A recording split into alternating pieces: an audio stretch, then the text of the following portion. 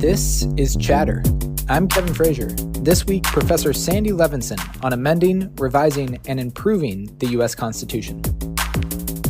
I would say that I've shifted from having kind of academic criticisms of the Constitution, it's undemocratic, to believing very, very deeply that the Constitution has become, in its own way, a menace. There are aspects of the Constitution that threaten our survival.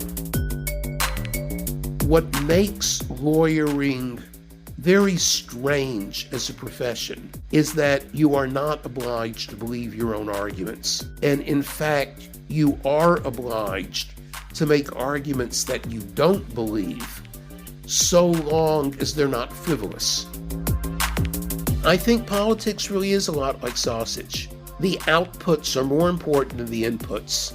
And if you find the output acceptable, then you're going to go on with your life. Politics is not the central concern for most people.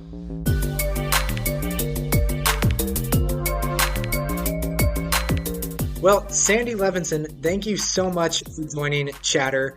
As a young scholar, it's one of those moments where they say don't meet your heroes, and frankly, I think they're wrong because it is quite great to chat with you. I haven't quite made it through all 450 of your articles. Maybe I will one day, but in terms of your scholarly productivity and your scholarly insights, it really is a hoot to get to chat with you. So thanks for joining us. Yeah, you should know, though, that I have a habit of publishing the same ideas at least 3 or 4 times. So you could divide probably 4. I think it's brilliant. And I have to admit, so we are recording on September 25th. Yesterday in the New York Times, there was a op-ed by Michelle Goldberg highlighting prominent constitutional scholar calls out the Constitution. And I turned to that page thinking, great, I'm so glad that somebody's highlighting Sandy Levinson's work. Instead, it was about another prominent scholar, Erwin Chemerinsky, the dean of my alma mater. But I did feel a little bit robbed on your behalf. You don't have to comment on whether Michelle should have referred to you. But the reason I expected to see your name is because you've been calling out the Constitution, implying some quality constitutional criticism since way before it was cool. And so one thing I'd love to just start with was what initially turned you on to this approach of critiquing meaningfully and substantively the Constitution, where we grow up in a culture of veneration for the Constitution, veneration for the Founding Fathers. Was there a moment in your education or in your personal life that just made you think, hey, maybe the Constitution's not all it's chalked up to be? It's an interesting question. I think an honest answer would be originally, and I think I first floated the idea, might it not be interesting to have a new Constitutional Convention back around 1980 in a piece in The Nation. But quite candidly, I think that probably reflected a kind of academic contrarianism or, wouldn't it be interesting if? But it did not represent what I would call a deep alienation from the Constitution. The first book I wrote was in 1988, a book called Constitutional Faith. And the last chapter of that book talked about my visit to the bicentennial exhibit in Philadelphia in 1987. And it happened to be the case that the exhibit was designed by one of my closest friends. It concluded with the invitation for visitors to sign the Constitution themselves. And I thought about it because I certainly did not think the Constitution was close to perfect. Things like the Electoral College and the Senate had occurred to me long before the last several years. And I listened to some people as they were deciding whether or not to sign. And then I decided to sign This is 1987. Frankly, because Frederick Douglass ended up rather implausibly, I think, but he ended up in the late 1850s, 1860, you know, giving a paean to the Constitution. And back then, most of the discussions of the Constitution, including probably my own, focused much more on rights than on structures. I wasn't ignorant about structures. I just mentioned the Electoral College or the Senate. But like most people, if you ask them, well, what do you think about when you think about the Constitution? The first thing a modern person is likely to say is it protects my rights to X, Y, and Z. So, in the next literal 20 years, 1980 to 2003, I became more interested in the structural provisions and more perturbed by what I saw as the costs of the structural provisions of the Constitution. So the next book that I wrote about the Constitution, Our Undemocratic Constitution, which is published in 2006, written in 2005. The first chapter of that book talks about a visit that my wife and I paid to the National Constitution Center in Philadelphia. And I was on a scholars advisory board or whatever they called it. It concludes by steering the visitors to what they call, I think, Founders Hall or Framers Hall. And there are life-size statues of each of the 55 people who were there at one point or another. That's interesting in itself. You realize how tall George Washington was, how short James Madison was, and stuff like that. And again, you're invited to sign the Constitution. And in 2003, when I was up there for the opening of the center, I didn't. And the reason I didn't is not because I had become disaffected from the rights provisions, but because I really was more and more perturbed about the structural provisions. But in 2003, which astonishingly is 21 years ago now, I think it's fair to say that I had academic questions. I was teaching that there were problems we ought to confront. But the problems had to do, the second book, Our Undemocratic Constitution, focused on all of the ways that the Constitution is undemocratic. But the response to that book led me to believe that most people didn't care, that whether it's democratic or not is an academic question. And I think politics really is a lot like sausage, that the outputs are more important than the inputs. And if you find the output acceptable, then you're going to go on with your life. Politics is not the central concern for most people. And it was my central academic concern. But still, a lot of people say, sure, it's anti-democratic, but what's your point? Things are going along reasonably well. And I just literally finished writing another essay and found myself referring to the halcyon days of the Bush administration. Ted Kennedy and George W. Bush cooperated in passing some important domestic legislation. 77 Democrats voted to authorize the Iraq War. And there was never any doubt that if George Bush had been beaten in 2004, he would have left the presidency gracefully. We don't live in that world anymore.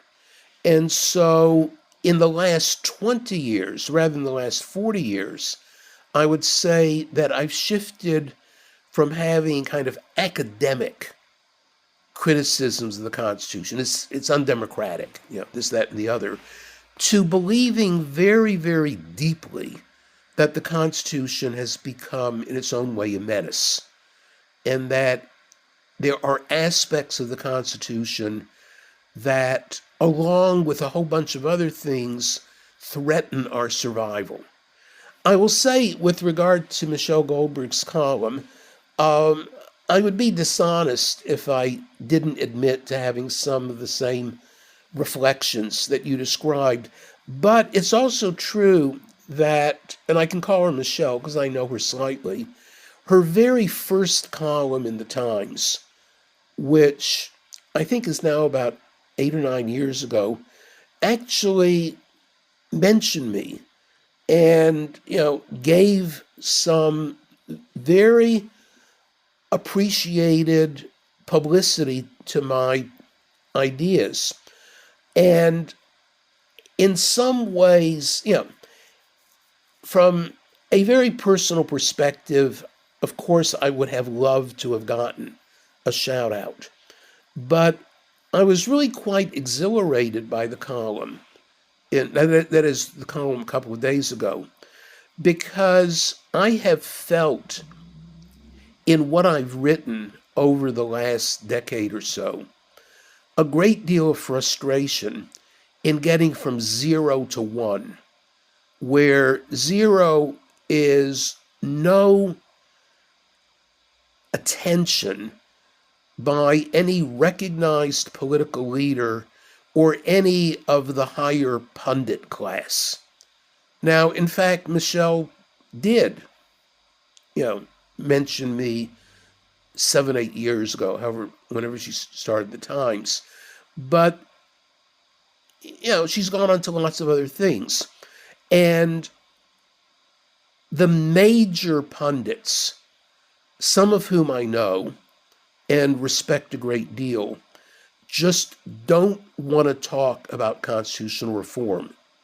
So if Michelle's column, and I would say she's a major pundit, if her column forces other people to read Irwin's book and to start saying, well, he's onto something, including the genuine desire of a lot of Americans to think about secession. Secession, I think, is impractical for a whole bunch of reasons.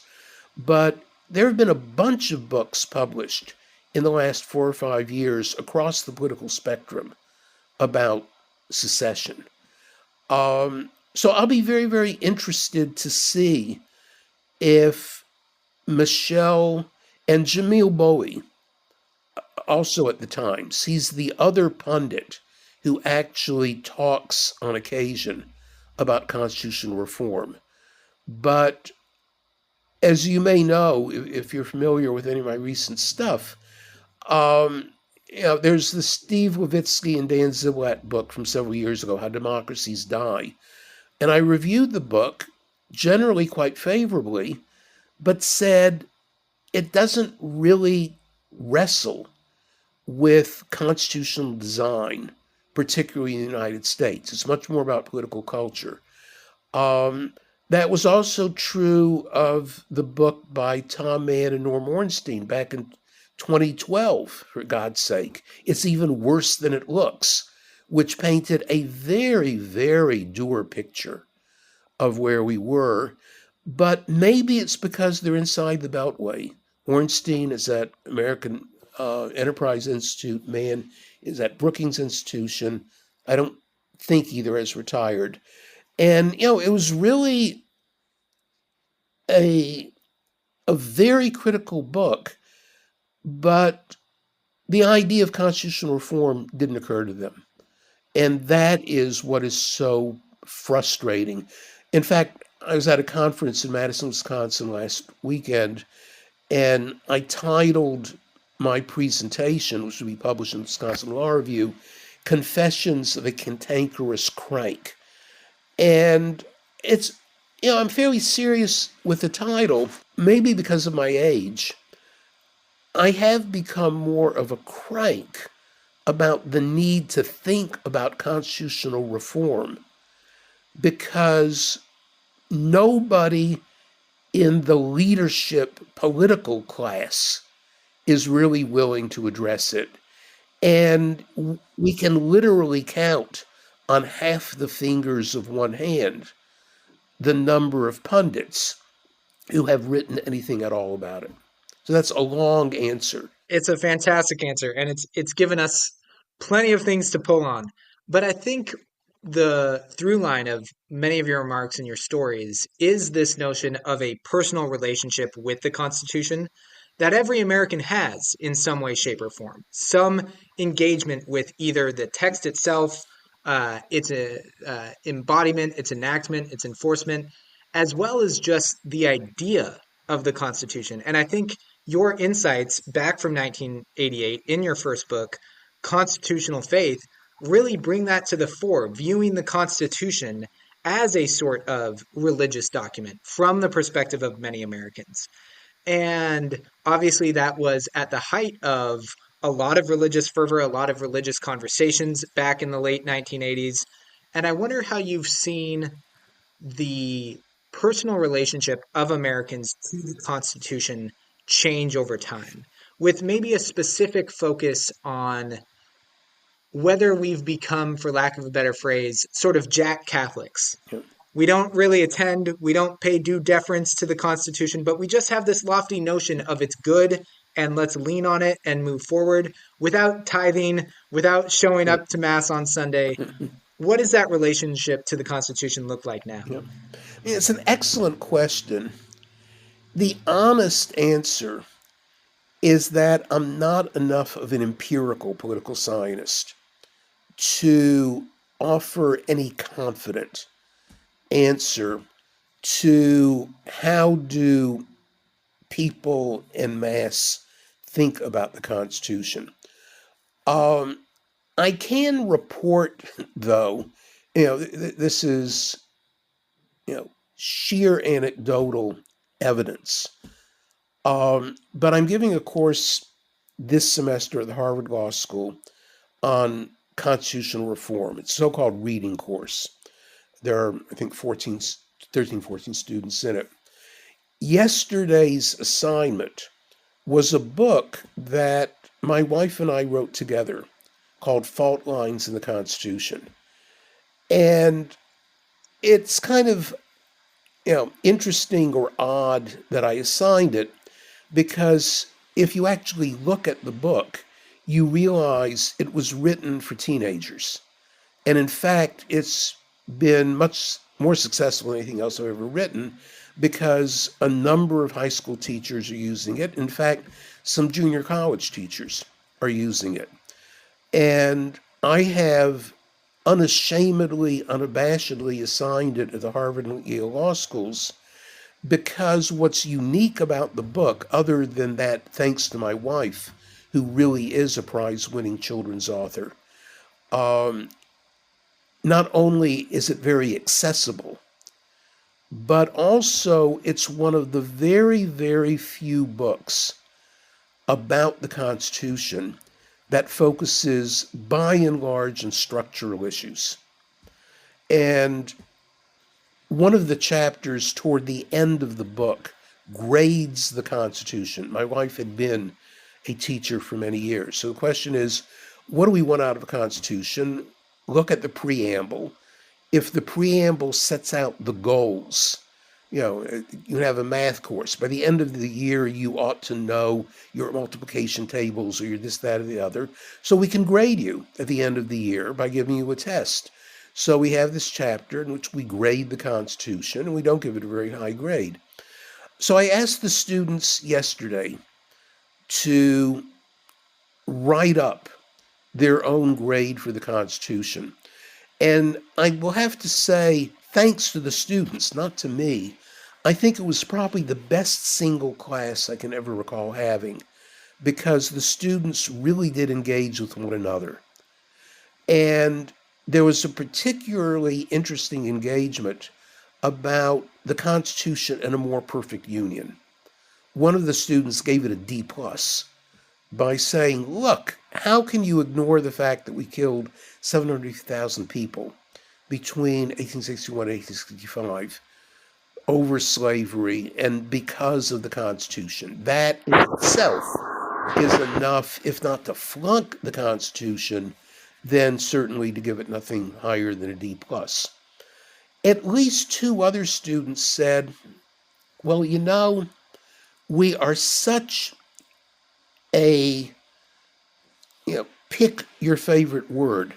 We're such a diverse society, a pluralistic society, a divided society, or a polarized society, that we have nothing in common other than reliance on kind of the myth and symbol of the Constitution.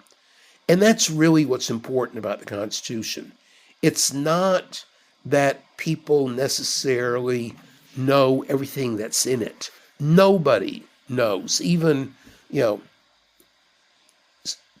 people who teach this for a living would not necessarily score 100 on a well conceived malicious test dealing with each and every provision of the Constitution, letters of marque and reprisal, etc.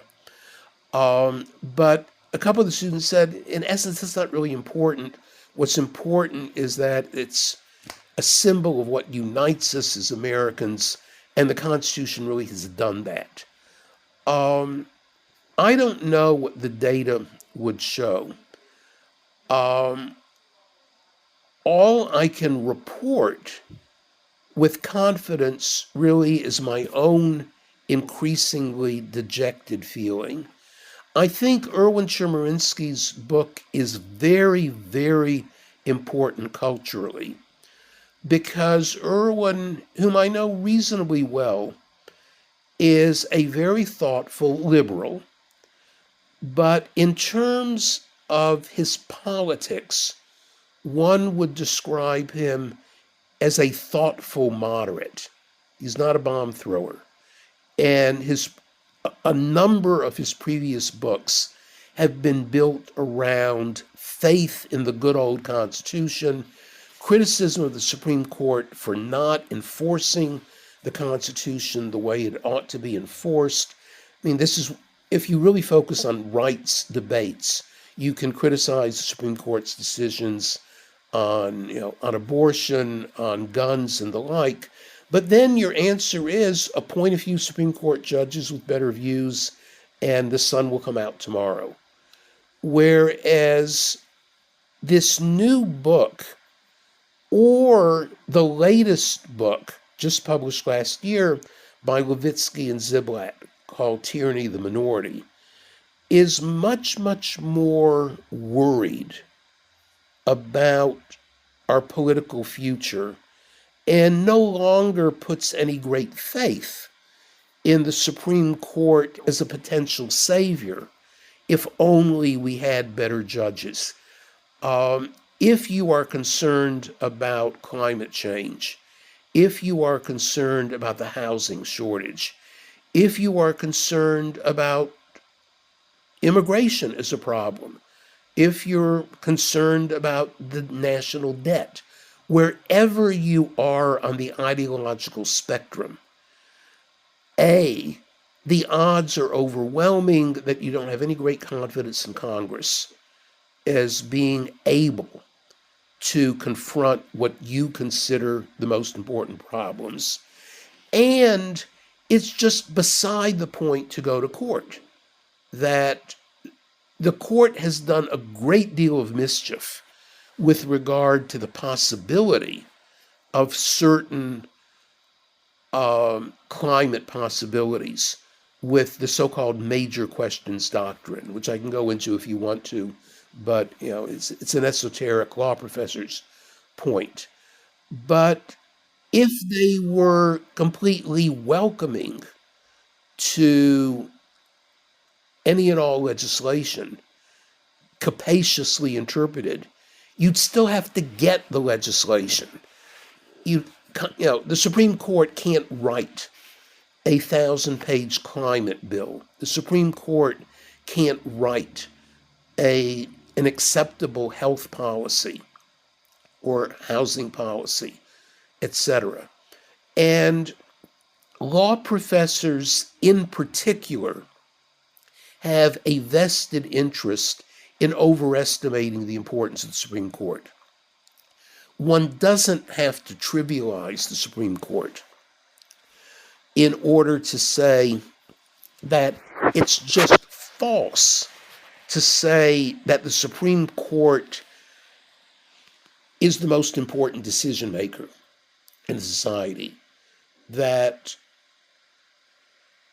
in terms of what most people care about across the ideological spectrum, the Supreme Court is, if not irrelevant, then just not that important.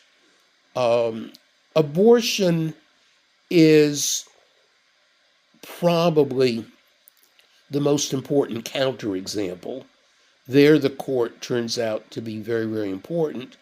But quite frankly, again, if you're just doing a kind of empirical analysis, abortion is the number one issue for relatively few of the 340 million people who live in the United States, or 160 or 180 million voters, however many people turn out in November. People who care about abortion care about it extraordinarily deeply. And that has to be taken into account in terms of any analysis of current politics in the Supreme Court. But if you care about climate change, the Supreme Court is going to be way down your list. And with regard to most of the issues we're talking about, what the Supreme Court does is just not that important. So, one thing that I'd love to dive further into is your mention of some of the incentives facing members of the legal community and, in particular, members of the legal academy. If you're a law professor writing on the palace intrigue in coming out of the Supreme Court or the latest series of cases, that's something that law reviews will be interested in, that popular media will be interested in. Likewise, from a professorial point of view, when you teach constitutional law, there are very few incentives for you to do the sort of deep structural dive you're discussing here. Not only is that sort of deep structural dive not on the bar exam, but as you've pointed out previously, most students don't go on to practice Right. any form of constitutional law. And so I'm keen to know a little bit more about your sense of obligation on lawyers, on the legal community to be stewards of the Constitution, both not only revering it when necessary, but reforming it when necessary. Because I think that this notion of a greater responsibility on lawyers and the legal community to actively have this conversation has kind of been absent, if not completely missing. Well, that's a very, very important question. And it's something that I've done quite a bit of thinking about. And in fact, am joining with this group of students at William and Mary Law School for a symposium that will take place in February on constitutional law casebooks, somewhat esoteric topic, but actually it touches very, very much on what you're talking about. What is it that law students should be learning? And then I would add one question to the one you asked. Why is it that most, though not all law schools, require courses in constitutional law, and they don't require courses in, say, evidence or corporations or family law? Family law is likely to be more important to more people over the course of their lives than constitutional law. Marriage, divorce, wills, aging parents, etc., etc. We don't require that. So why require constitutional law? One answer is it's on the bar, but so is evidence, so is corporations, and we don't require them. So the next answer might be, well, lawyers are so likely to practice constitutional law much more than family law. But that's simply false empirically. That especially the sort of constitutional law that most of us think of most quickly in a kind of free association test.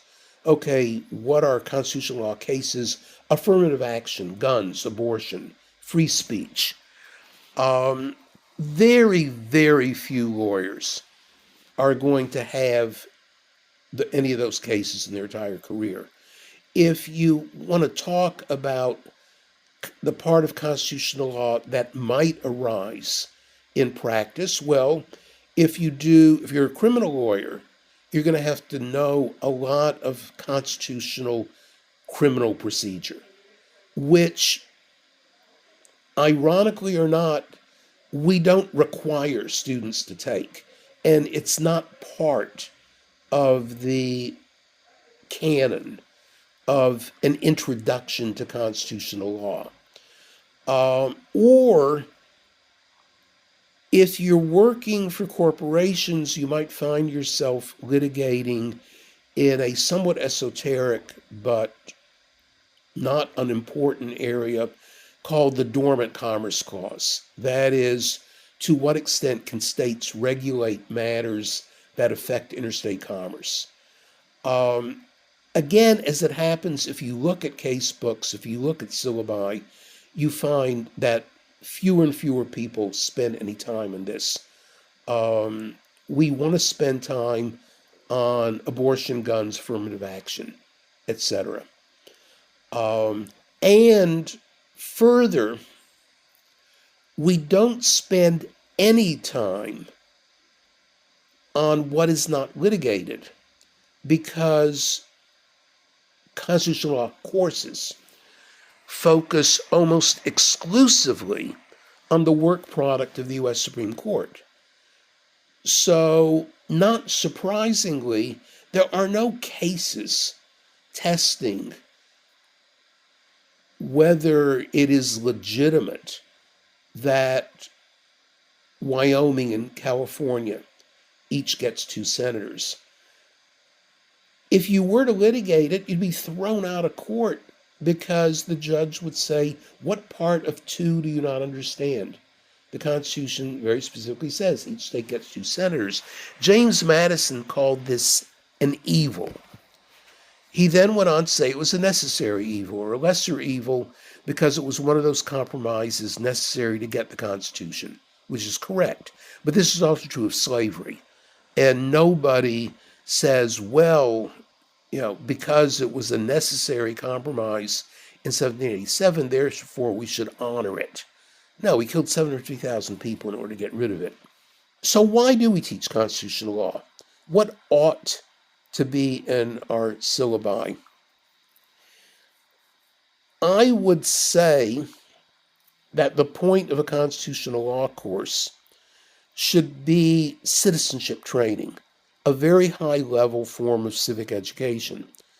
But as I'm sure you're aware, you know that civic education has fallen on hard times for kids. I mean, I mentioned this book that my wife and I had written, and it is an intervention in civic education because it is written for teenagers. We are exhilarated when we discover that a high school teacher has assigned it. And my wife in particular has paid visits, both in person and on Zoom, to some high school classes all over the country. But there's been quite a bit of literature on how budgets are being cut on social studies. STEM is taking over the world, and STEM doesn't have much use for old-fashioned social studies. And so there's that problem, but, and it is a huge but, law schools have always had an uneasy relationship to what I often call the real university, at least in aspiration, is devoted to the world of ideas. You go where the ideas take you, sometimes very uncomfortably, but your job is not to prepare people for a job. Now, obviously, anybody who has any relationship with a modern university knows that this kind of ethereal, platonic notion of the university is in trouble because students are extremely aware of job markets, and their parents are even more aware. So if the child comes back and says, I've decided to major in writing poetry, that is not likely to generate warm and fuzzy feelings in many, many. Every parent's worst nightmare. You're Exactly. studying what? Right. But, if you were president of a university, you would say poetry is really important. And there's a reason we have several professors on poetry, or we have, an ancient history department that keeps Plato and Aristotle and Homer, etc., alive unto the next generation. Law schools are vocational schools. Our job is to prepare people to be lawyers. And there is a real tension. And when I say it's a real tension, I mean that it can't be dismissed. That I'm very academic. I have a PhD as well as a law degree. And in my sunset years, I increasingly define myself as a political scientist. And when I refer to the real university, offhandedly, it also does reflect how deeply, deeply important my graduate training, which happened to be at Harvard in the 1960s, just shaped my life in all sorts of ways in terms of thinking and following ideas. And but law school, my job, I am paid very, very well by the state of Texas. And it's a notorious truth that legal academics are paid far more than professors of poetry. Um, and this can be explained through a market that, you know, law professors could make money practicing law, whereas professors of poetry are unlikely to be able to make money by writing poetry. And so, all of this is reflected. Law schools are organized to train lawyers. So, in a class on constitutional law or preparing a casebook on constitutional law, which I'm part of, there's this real tension between what one might want to do if one were teaching a subject called American constitutional development to a group of undergraduates or graduate students, as against teaching that course to a group of law students who really want to learn how to be lawyers. And for lawyers, it is important to know what courts do. Now, ironically, it students might find very interesting some of the exposés about what goes into deciding actual cases. There was a remarkable story in the Times last week about John Roberts and the various Trump cases this past term. And I could certainly see bringing them up, but I would be I would bring them up probably in order to generate a discussion about idealized models of judicial decision making as against what journalists or academics are suggesting might be the actual dynamics of decision making in a multi member court. Um, but that's still very different from teaching the kind of legal history that I'm increasingly much more interested in than the current Supreme Court, or teaching comparative constitutional design, where I think one of the ways that American law schools are just terrible in teaching a rounded understanding of the of the U.S. Constitution is that we rarely compare the U.S. Constitution to other constitutions. And by other constitutions, I am referring not only to the French or Spanish or South African Constitution, but to the Minnesota or Texas or California constitutions. There are 51 constitutions in the United States. The higher you go up in the law school pecking order, the less likely you are to really realize that fact, because we spend all of our time, almost literally, this is not hyperbolic, we spend almost all of our time on one of those constitutions and never ever talk about the fact that Florida, like most states, elects its attorney general separately from the governor. And so you often hear people say, well, American constitutionalism is just committed to the so-called unitary executive. The president's in charge of everything. Even if one believes that's a correct reading of the United States Constitution, it is demonstrably false to say that the unitary executive is the American way, because at least 45 of the 50 states have rejected it.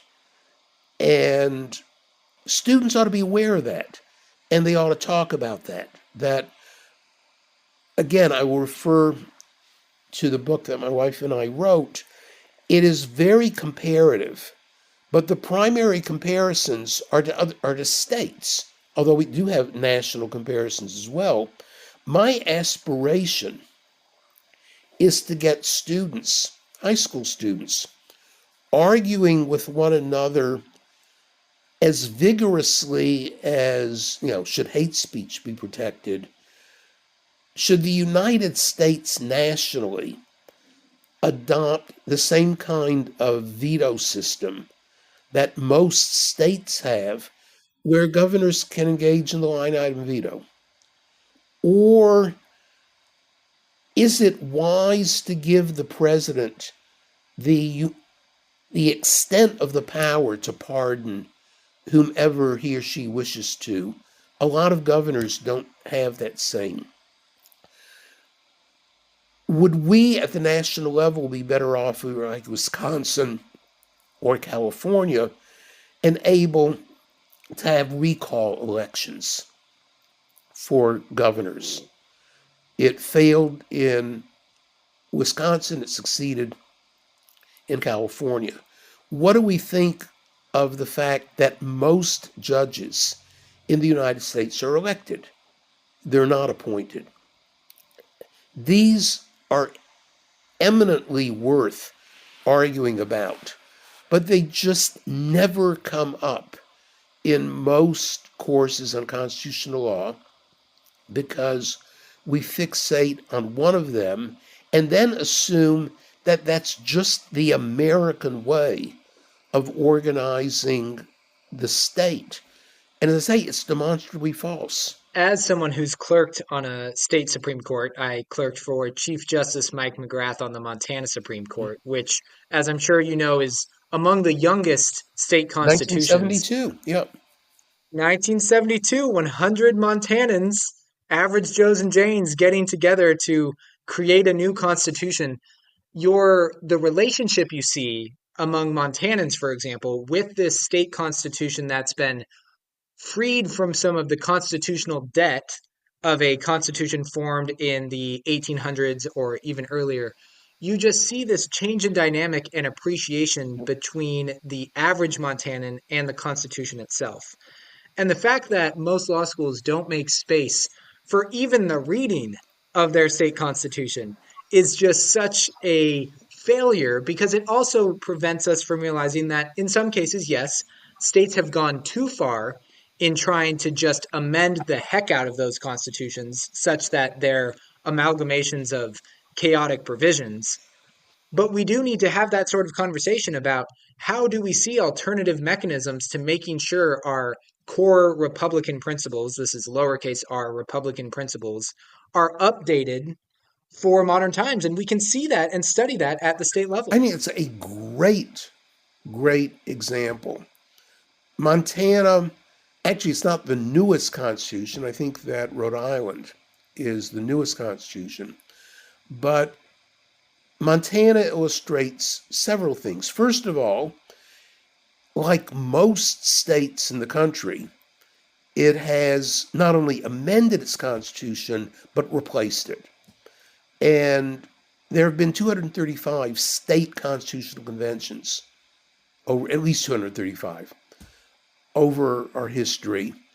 I keep referring to the book that my wife and I wrote. The next to last chapter of that book is a debate between the two of us, because I very much want a new national constitutional convention, and Cynthia comes up with some very good reasons why that's not a good idea. But Montana had one, and it worked. Montana is also one of my favorite state constitutions, along with 12 others, because I think that every X number of years, whether it's 10 years, 15 years, 20 years, I don't remember, the citizens of Montana must vote on whether or not to have a new constitutional convention. And usually states with these provisions vote against it, to my regret. But New Hampshire has had 17 state constitutional conventions. This provision goes back to their constitution of 1784.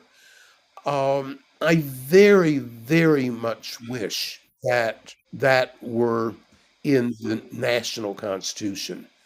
I think we'd have a different relationship to the Constitution. It's also true, as you know far better than I, that the 72 Constitution contains protections for the environment. Now, we could have a separate discussion on another occasion of how truly operationally important such provisions are in constitutions. Are they really litigated? Do courts really feel comfortable intervening in a legislative process? But still, it says something significant, that the people of Montana wanted some kind of environmental protection in their constitution.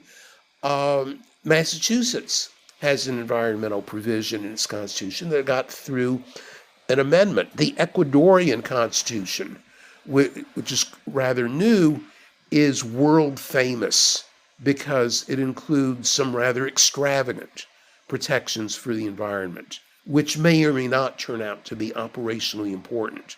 But say that's another matter. But this is why it really is a scandal that law students, especially as you go up in the pecking order, are not aware of their state constitution. I mean, let me be very blunt. I would assume that state law schools, relatively low in the pecking order, would pay attention to their state constitutions, because a lot of their students are going to turn out to be city attorneys or involved in zoning litigation or takings litigation, in whole areas of law where state constitutional restrictions, guarantees, protections, whatever, could turn out to be relevant. But as you go higher in the pecking order, students have less and less of an aspiration to become a city attorney for a city of 40,000 people.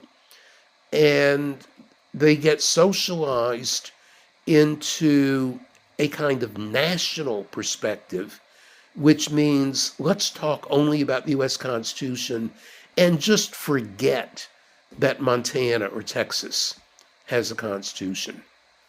Um, so, I mean, this is one of my hobby horses. But again, the real problem is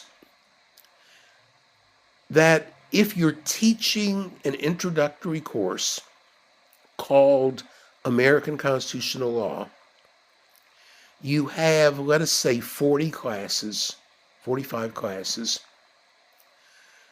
and you have to decide what goes into that very scarce amount of time, and the fact that the students really come in knowing very, very little. So you have to spend quality time making them aware of, you know, X or Y. And that means that you're going to cut out Z. You know, that it would be if only we had more time, but we don't. So you have to make hard choices. And comparative constitutionalism is usually left on the cutting room floor. And this is one of the reasons why I'm so fascinated by something going on in your neck of the woods, at least your partial neck of the woods there in Austin, the University of Austin in that just got started up there, where they're attempting to reshape or rethink about an undergraduate education. And I wonder what that would look like at the law school level if members of the legal community had an honest conversation and said, if we were to restart today, build from zero, how would we structure and create this course to create the sort of vested legal community we need to defend and protect and advance the Yeah. Constitution? Well, I mean, it's a very interesting question.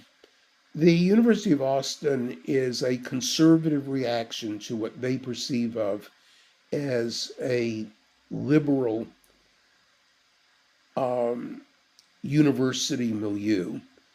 And I agree with you that it will be very, very interesting to see how they design courses in history or literature or whatever in order to convey what they think is the better perspective. But I would be very, very surprised if they got into the law school business, in part because law schools, to some significant extent, are under the thumb of the American Bar Association and accreditation requirements. And the belief, which is not an unreasonable belief, that law schools ought to prepare students to be practicing lawyers. So, again, wherever you are on the ideological spectrum, it really doesn't matter. There is this tension between a professional focus and the more detached analytic or academic focus. So, I have friends who are libertarian or who are um, staunch limited government, pro federalism buffs. Um, but they themselves are responsible teachers and they can lament to their students that the Constitution, either in 1787, was really not written to be a libertarian document, or that the Supreme Court, in a variety of decisions, has, repudiated our libertarian heritage or has repudiated our limited government heritage. But then they would go on and say, look, you should know as a practicing lawyer that Congress can do all sorts of things that nobody would imagine Congress doing in 1787. And if you're conservative, you can say, stamp your foot, pound the table, and say, this is really terrible. But you should know if on the final exam you say that regulation of minimum wage by Congress is unconstitutional, you really have to say the court should say it's unconstitutional, but it hasn't. In fact, it said just the opposite. So if you are a city attorney, you are, or whatever, you are very ill-advised to file suit against the federal minimum wage law, because not only will you lose, but you might find yourself sanctioned for making a frivolous argument, or having to pay, even under certain circumstances, having to pay the attorney's fees for the other side. And, just as somebody with my own views that are highly antagonistic to the current majority of the Supreme Court, I could say, though I don't in fact spend that much time saying it, I really wish they hadn't come out the way they did, but you should know that if you're interested in affirmative action, for example, the court has really reined in the ability of institutions to take race into account. Now, they've not said anything about military schools and the like, but it's very, very clear that the kinds of affirmative action programs that were used 3 years ago would now be found illegal by many, many courts. And if you're a university attorney, you have to take that into account. And I'm not an originalist, but I teach students how to make originalist arguments. And I would hope that, even if you're a very strict originalist, you would also teach your students to make doctrinal arguments that fly in the face of originalism, because that's your duty to your client. Unless you tell your client, look, I'm going to be such a purist that I'm not going to make any arguments that I don't believe myself are the best reading of the Constitution. No lawyer can do that. I always point out, and this goes back to, Platonic dialogues, what makes lawyering very strange as a profession is that you are not obliged to believe your own arguments. And in fact, you are obliged to make arguments that you don't believe, so long as they're not frivolous. And then one of my other hobby horses is that we can't come close to teaching our students what a frivolous argument is, in contrast to an implausible but still possible argument.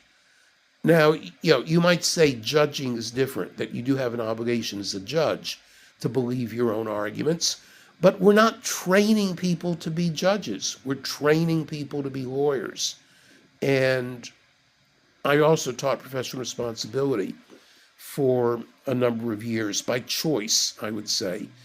And I think schools, by and large, don't take professional responsibility seriously enough. But the professional responsibility of lawyers is just very different from the professional responsibility of judges. And we spend way too much of our time asking our students to put themselves in the minds of judges, rather than, okay, how can you make effective use of these arguments, whether you believe them or not, in order to help a client at some future moment who wants to do this, that, or the other. Well, we're coming up on the end of our time together, unfortunately. So I do have a few just rapid questions. You've identified a number of reforms that are maybe at the top of your list, from the Electoral College to impeaching the president to uh, changing the Senate, for example. Is there one, if you had to just identify one of the most important constitutional reforms, what would be at the top of your list? Um, Radically changing Article 5, the Amendment Clause, because I think it is an empirically defensible observation that the United States national constitution is the most difficult to amend constitution in the world and is considerably more difficult to amend than the US state constitutions. And I think it has had the consequence not only of locking us into an iron cage going back to 1787, but also stifling any discussion of constitutional reform because it just seems so quixotic. It infantilizes us. I mean, if you say, look, I have these ideas for constitutional reform, you almost immediately identify yourself as a crank because there's no realistic possibility of constitutional reform at the national level. Whereas in Montana, there was. You could vote to have a new constitutional convention, or if you're in California and a number of other states, you can have an initiative referendum. So one of my favorite states is Nebraska, which, because of its size, it's not because I'm against bicameralism per se, but I don't think relatively small states or countries need a second house. And Nebraska got rid of its state senate in 1934 by initiative and referendum. I very much wish we had initiative and referendum at the national level. We don't.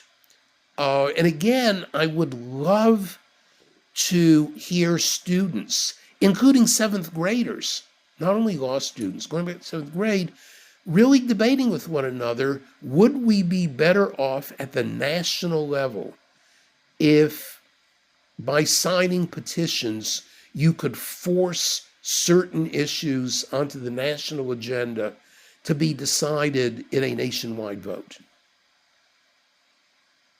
It's a big question, a very interesting question. I've actually explored the idea of, and members of Congress have explored this as well, the idea of even just hosting non-binding, informal national referenda, of informing Congress. There's nothing stopping Congress from saying, hey, you the people, what do you think about this issue? Well, speaking of issues that maybe folks should have more top of mind, I'm also keen, as is our tradition here on Chatter. One of the Chatterbox questions I'd love to ask you here would be, what books are on your nightstand right now? What are you reading? Okay, the two books that I'm literally reading right now are a book, and I just got it a couple of days ago. I forget the title, and I couldn't tell you the name of the author, but it is a book on a Christian sect and its view of Donald Trump. Because one of my major interests right now, and if I write another book, this will be the topic of the book, is providentialism. The belief that God intervenes in history.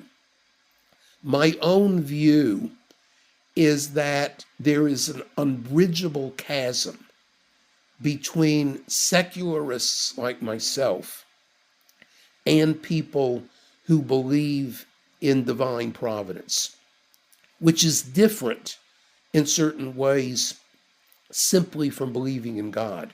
You could believe in a creator, watchmaker God who creates the world and then leaves us to fend for ourselves. But I'm interested in, the view that, God really is interested, and if we don't behave correctly, we will experience divine wrath. And so, it did not surprise me that within 5 seconds, almost literally, of the shot taken at Donald Trump, there were people saying that God had deflected the bullet. So that's one of the books I'm reading about, because I think that providentialism is not only interesting in an academic sense, but it continues to be an extraordinarily important part of American culture that we ignore at our peril.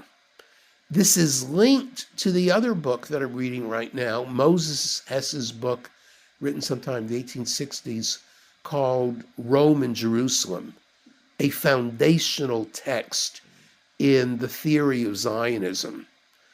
And a central question in the debate over Zionism, whether we're talking about academic debates or the kinds of protests we've seen, especially in the last year or so, is if you support the idea of Israel as a Jewish state, which is debatable in itself, but put that to one side, there is a huge unbridgeable difference between saying, well, Jews are entitled to a state of our own in the same way that Swedes are, or Albanians, or fill in the blank. If you're an American Federalist, you would say what you like about federalism is that Montanans can realize their Montananess in an independent and a relatively independent autonomous state. Fine. The other argument is that Israel is a sacred state because it is carrying out the promise of, I think it's Genesis, either chapter 13 or chapter 15, when God promises Israel to Abraham. Now, as a secular Jew, I don't put any stock in God's promise to Abraham. It's a historical piece of historical lore, but it's no different from historical lore of the Hopis, the Navajos, or any other group. And we might find it interesting, given our particular politics. We might say we ought to honor the culture of the Hopis or the Navajo, whether or not we agree with it.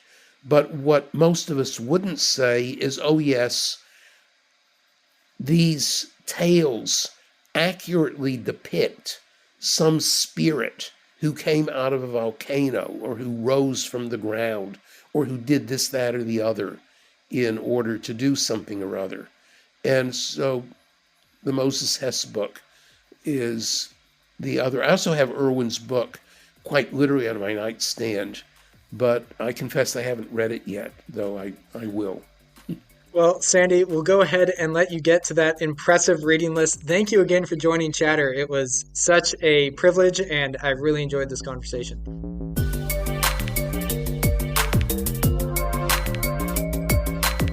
That was Chatter, a production of Lawfare and Goat Rodeo. Please subscribe to the podcast and find us on Twitter at @ThatWasChatter.